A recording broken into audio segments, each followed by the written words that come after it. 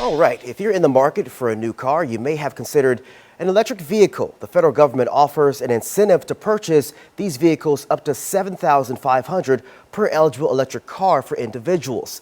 The tax credit is part of the Inflation Reduction Act, signed into law back in August.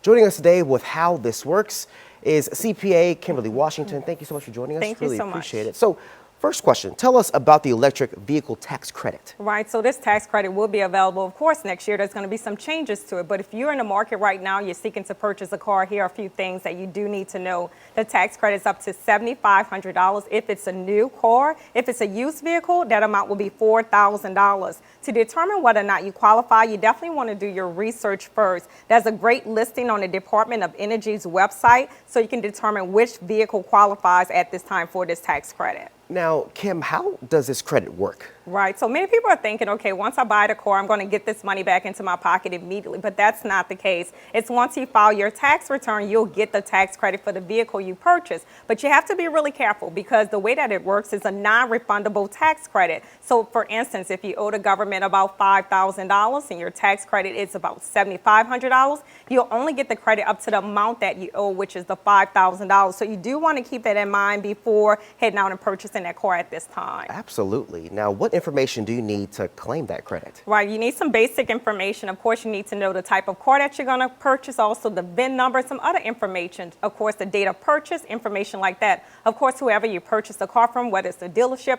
they'll provide you with this information. You'll also report this information on your tax return again on Form 8936. So you do want to keep that in mind and hold on to that information at this time. Absolutely. Now, Kim, how can people learn and get more information about this? Right, there's a lot of great tools on the website right now. You can go to irs.gov, of course. Remember, I mentioned Department of Energy, too. That's another place that you can go. To cars.com, Kelley Book Blue Value. There's a couple of different places you can go to get more information concerning. But again, if you are in the market, those changes will start next year.